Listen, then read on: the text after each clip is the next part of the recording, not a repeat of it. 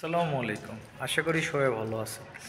আমার নিচে যে ভিডিওটা দেখতেছেন, চলুন এই ভিডিওটা দেখে আসি। তারপর এই ভিডিওর বিষয়ে কিছু কথা আছে, সেটা আপনাদের সাথে শেয়ার করব। আমি তাকে কোন দিন নানা ডেকেছি আমি জানি না। কৃষ্ণ করলে লীলা আর আমরা করলে বিলা। এই হুমায়ুন আহমেদ স্যার তিনিও বিয়ে করেছেন। তা সেই অভিভাবকদের বলবো আপনারা যেন আপনাদের বাচ্চাদের টেক কেয়ার করেন। বিয়ে করাটা কি আজকাল অবৈধ কিছু হয়ে গেল না? বলবো আল্লাহ যেন তাদেরকে হেদায়েত দান করে। ফ্যামিলির শিক্ষাটাই হচ্ছে আসলে গুরুত্বপূর্ণ। আমি তো বাংলাদেশের নাগরিক, আমি তো অন্য দেশের থেকে আসি নাই। আমার একজন হাজবেন্ড এবং একজন লেখককে এই ধরনের অসম্মান করা উচিত না। সে ভাইরাল হওয়ার আগেও একটা বই প্রকাশ করেছে। কারণ আমি কোনো অসামাজিক কর্মকাণ্ড করিনি। একজন নারীকে এইভাবে অসম্মান করবে। নারী হিসেবে আমি বলতে চাই যে আমি যেহেতু একজন নারী হিসেবে অবশ্যই তারা এই ধরনের অশ্লীল কোনো অঙ্গভঙ্গি করতে পারে না এবং এই ধরনের দুধ্বনি তারা আমাকে দিতে পারে না। এটা আমাদের স্বাধীনতা হরণ করা হয়েছে। আমরা মেলায় এসেছি, প্রত্যেকটা নাগরিকের অধিকার আছে। আমি অবশ্যই বলতে চাই আমার একজন হাজবেন্ড এবং একজন লেখককে এই ধরনের অসম্মান করা উচিত না। সে আমার হাজবেন্ড, কিন্তু সর্বোপরি সে একজন লেখক। একজন লেখককে আমরা কখনোই এইভাবে অসম্মান করতে পারি না। এই মানুষ অনেকে বলছে যে অনেক বাজে মন্তব্য করছে, বলছে এরকম একটা মেয়েকে বিয়ে করেছে, ছোট বয়সের একটা মেয়েকে বিয়ে করেছে, কিন্তু এই ধরনের কথা কেন উঠছে আমি জানি না। আমরা সম্পূর্ণভাবে আইন এবং শরিয়া মোতাবেক বিয়ে করেছে। আমাদের বিয়ে নিয়ে কোনো প্রশ্ন ওঠার কোনো কারণই নেই। যেমন আরেকটা বিষয় উঠে আসছিল সামাজিক যোগাযোগ মাধ্যমে, যা আমি দেখছিলাম, অনেকে বলছে যে কৃষ্ণ করলে লীলা আর আমরা করলে বিলা। এটা কেন?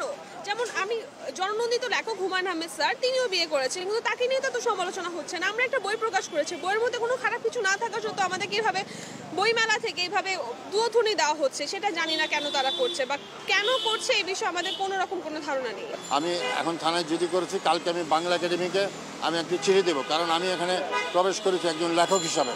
এটা তো আপনাদের একটা সে ভাইরাল হওয়ার আগেও একটা বই প্রকাশ করেছিল। It is not correct. Correct হলো, কারণ গত বছরও আমার মেলায় বই গিয়েছে। আপনারা যেমন সাংবাদিক, আমার নিজেরও একটি পত্রিকা আছে, হয়তো আপনাদের মতো বিখ্যাত পত্রিকা না। আমার একটি সাপ্তাহিক পত্রিকা রয়েছে, যেটি প্রতি সপ্তাহে বের হয়।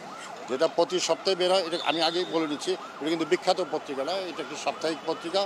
লেখালেখির অভ্যাস আমার 40 বছরের অভ্যাস। আপনাকে আগে চিনতো না, আমি নিজেও বলছি চিনতো না। মানুষকে তো কোনো না কোনোভাবে চিনে। আর এই যে ভাইরাল হয়ে বই বিক্রি করতে হবে, এটা আবার কোনো উদ্দেশ্যই না। না, পুলিশের তো এটা দায়িত্ব, রাষ্ট্রের এটা দায়িত্ব। আমি মনে, এটা তো রাষ্ট্রের দায়িত্ব না। আমি যদি একটি সাধারণ ডায়েরি করেছি, আমি তো বাংলাদেশের নাগরিক, আমি তো অন্য দেশের থেকে আসি নাই, তাই না? মেলায় যাওয়া একজন লেখক হিসেবে তো আমার অধিকার। আমার অধিকার তো কেউ ক্ষুণ্ণ করতে পারে না।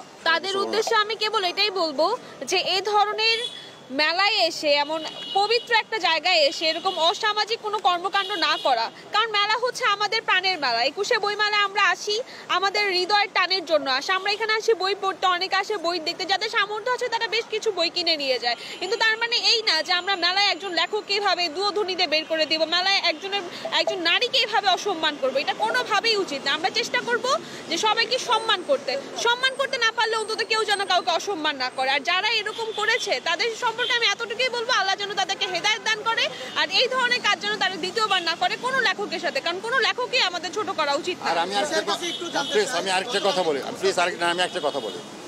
এই যারা এইসব করেছে, তাদের ল্যাঙ্গুয়েজ, তাদের বডি ল্যাঙ্গুয়েজ, তাদের যে শব্দ চয়ন করেছে, তাদের তো অভিভাবক আছে। আমি তাদের অভিভাবকদের বলবো, তাদের সন্তানদের যেন তারা সুপরামর্শ দেয়। এটা আমি তাদের অভিভাবকদের কাছে আমার একটা নিবেদন। লাস্ট প্রশ্ন তিশার কাছে। তিশা, আপনি একটু আগে বলছিলেন যে আল্লাহ যেন হেদায়েত দান করে। অনেক অভিযোগ, গতকাল অনেক মুরব্বী এবং অনেক অভিভাবক বলছে যে আল্লাহ যেন আমাদের মেয়েদেরকে হেদায়েত করে, এরকম ঘটনা যেন আর না ঘটে। তিশার মতো যেন আর একটা মেয়ে যেন জন্ম, এটা আমাদের কাছে রেকর্ডও আছে। আপনি কি বলবেন? অনেক অভিভাবক যদি সে কথা বলে থাকে, আমি সেই অভিভাবকদের বলবো আপনারা যেন আপনাদের বাচ্চাদের টেক কেয়ার করেন। কারণ অভিভাবকের একটা বাচ্চা যখন তার ফ্যামিলি থেকে বের হয়ে আসে, তখন ফ্যামিলি থেকে যে শিক্ষা নেয় সেই শিক্ষা নিয়েই তারা আসে।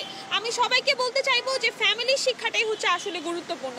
অনেক অভিভাবক আপনি বললেন যে বলছে এমন মেয়ে যেন না হয় বা আল্লাহ যেন এদেরকে হেদায়েত দান করে। হ্যাঁ, আমি চাই আল্লাহ যেন আমাদেরকেও হেদায়েত দান করে। আমি এই কথা বলছি না যে আমি খুব ভালো, কিন্তু এটা আপনাদেরকে জানতে হবে। আমি অনেক ইন্টারভিউতে বলেছি যে আমি কেন খন্দকার মুশতাক আহমেদের কাছে এসেছি, যেটিকে আমি কতটুকু নির্যাতিত হয়ে আমি এই জায়গায় আজকে এসেছি। এটা অনেকেই জানে না। না জেনে এই ধরনের মন্তব্য করা আসলেই উচিত না। আমি তাকে কোন দিন নানা ডেকেছি আমি জানি না। এটা কেউ বলে নাই। যারা বলে থাকে যদি কেউ তারা সে আমার ক্লাসমেট না। ক্লাসমেট না, আমার পরিবার বিষয়টা এখন পর্যন্ত মেনে নেয়নি। আর যেই ধরনের আপনারা বললেন যে কিছু অভিভাবক বলছে যে আল্লাহ যেন আমাদেরকে হেদায়েত দান করে, আমি তাদেরকে বলবো তারা যেন নিজের সন্তানের দিকে লক্ষ্য রাখে, সেই সন্তানের যেন কোনো অসামাজিক কর্মকাণ্ডে লিপ্ত না হয়। কারণ আমি কোনো অসামাজিক কর্মকাণ্ড করিনি। আমি একজনকে বিয়ে করেছি, তার সাথে ভালোভাবে থাকছি, আমি ভালোবাসার মানুষের সাথে আছি। অন্যান্য অনেক মেয়ে আছে আজকাল যে যারা অসামাজিক কাজকর্ম করছে, লিভ টুগেদার করছে। আমি তো এরকম কিছু করছি না, তাহলে কেন আমাদেরকে নিয়ে এত প্রশ্ন? বিয়ে করাটা কি আজকাল অবৈধ কিছু হয়ে গেল নাকি? আমি জানি না। তুমি যে বললা যে অভিভাবকের কাছে শিক্ষা দিছে, তোমার অভিভাবক তোমাকে কি শিক্ষা দিছে? তোমার অভিভাবককে তোমাকে এই শিক্ষা দিচ্ছে যে 70 বছরের 90 বছরের বুড়াকে যে বিয়ে করো, বুড়ারকে যে বিয়ে করো?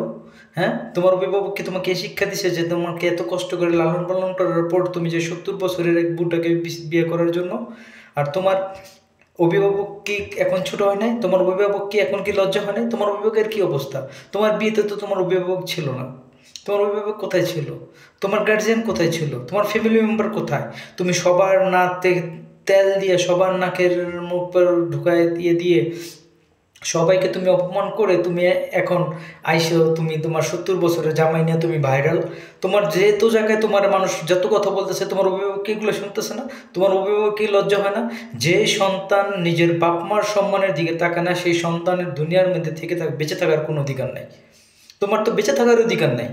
যেই সন্তানের বাপ মার কাছ থেকে বাপ মার কাছে বাপ মার সম্মানের দিকে তাকায় না, বাপ মার সম্মান বুঝে না, বাপ মার ইজ্জত বুঝে না, সেই সন্তানের দুনিয়ার বেঁচে থাকার কোনো অধিকার নেই।